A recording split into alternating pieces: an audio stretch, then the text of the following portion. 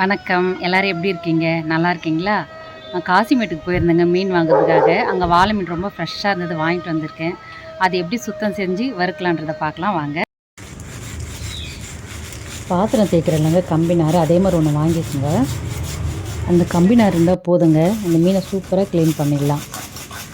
இந்த மீனுக்கு சைடில் முள் இருக்குங்க, அது ரொம்ப மெலிசாக தான் இருக்கும்.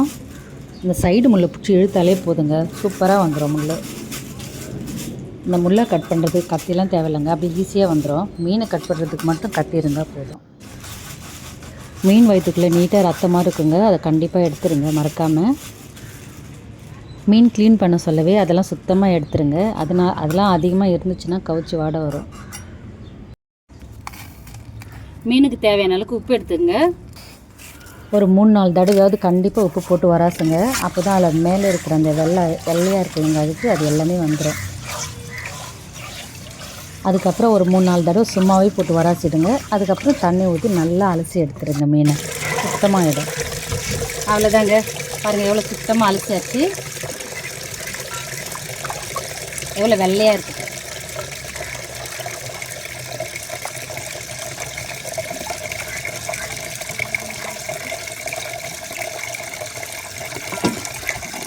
இப்படி தாங்க சுத்தம் பண்ணணும். எப்படி சுத்தமாக இருக்குது பாருங்கள். இப்போ வாழை மீன் எடுத்துகிட்டு மசாலா போட்டு வறுத்துடலாம். மீன் நல்லா க்ளீனாக கழுவி சுத்தம் பண்ணி வச்சாச்சு. உப்பு மஞ்சத்தூள் போட்டு உரசி க்ளீனாக இருக்குது பாருங்கள். இது எப்படி க்ளீன் பண்ணுறது உங்களுக்கு காமிச்சிருக்கேன் வீடியோவில், அதை பாருங்கள். இப்போ தேவையான அளவுக்கு உப்பு சேர்த்துக்கலாம்.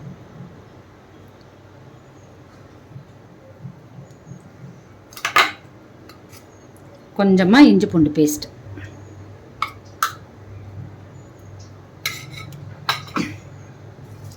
லெமன் இல்லைங்க, அதனால கொஞ்சம் வினிகர் சேர்த்துக்கலாம்.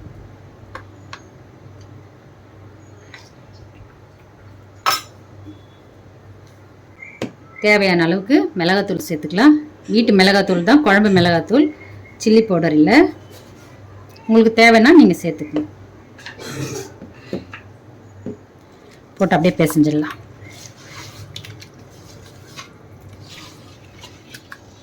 நான் எப்பவுமே சில்லி பவுடர் அதிகமாக சேர்க்க மாட்டேங்க. நான் எப்பவுமே வீட்டு மிளகாத்தூள் தாங்க சேர்ப்பேன், சில்லி பவுடர் அதிகமாக சேர்க்க மாட்டேன். ஏன்னா நான் அரைக்கிற மிளகாத்தூள் வந்து வறுக்கிறதுக்கு, குழம்புக்கு எல்லாத்துக்குமே கரெக்டாக இருக்கும். உப்பு இருக்கா பார்த்துக்கலாம். உப்பு சரியாக இருக்குது. இன்னும் கொஞ்சம் மிளகாத்தூள் சேர்த்துக்கலாம்.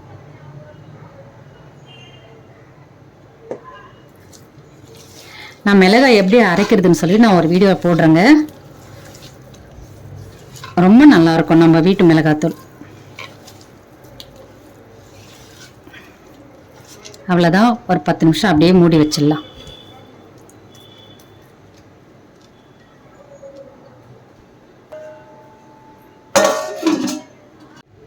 ஒரு 10 நிமிஷம் ஆயிடுச்சுங்க. மீனில் எல்லாம் உப்பு காரம் எல்லாம் ஊறிட்டு இருக்கோம், வறுத்து எடுத்துடலாம்.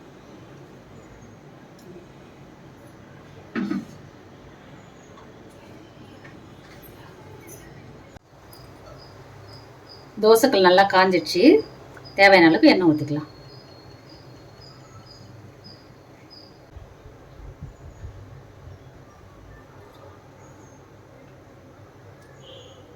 எண்ணெய் காஞ்சிடுச்சு, ஒரு மீனாக போட்டுடலாம்.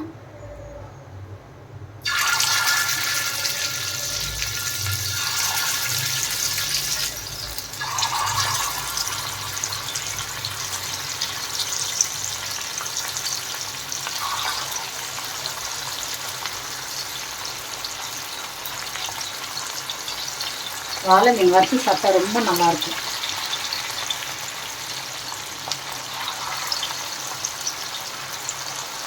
இது வந்து சுண்ணாம்பு வாழை.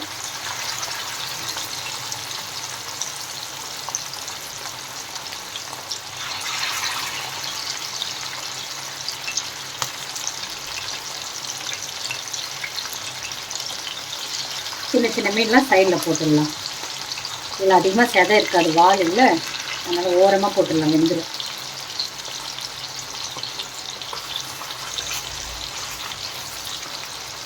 நல்லா வேகட்டும்.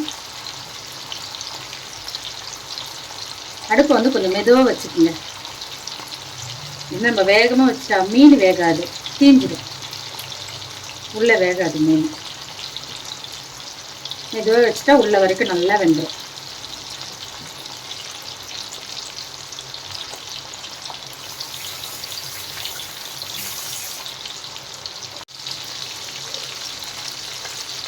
மீன் திருப்பி பார்க்கலாமா? வெந்திருக்கு.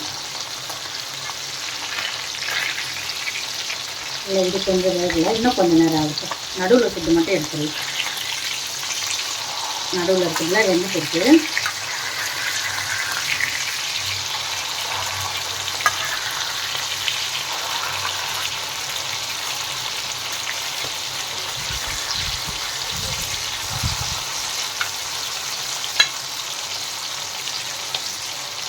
நல்லா வேகட்டும். வெந்ததுக்கப்புறம் திருப்பி வருவோம்.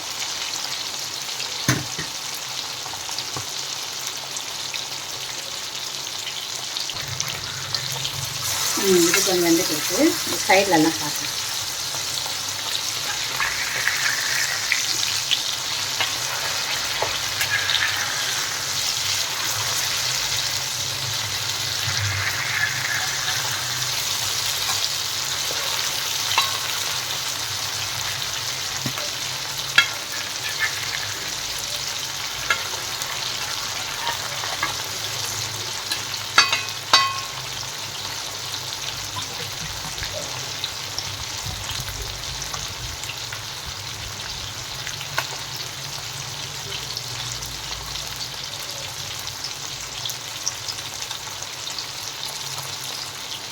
வந்துடுச்சு.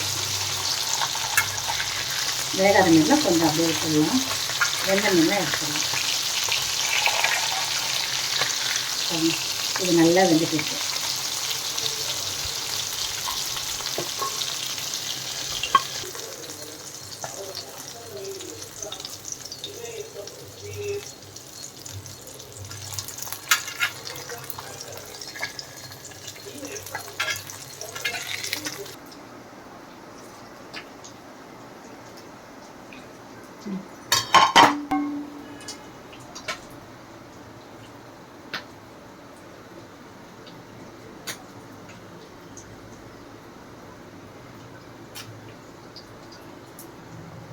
இதே மாதிரி வறுத்து பாருங்க, ரொம்பவே நல்லா இருக்கும்.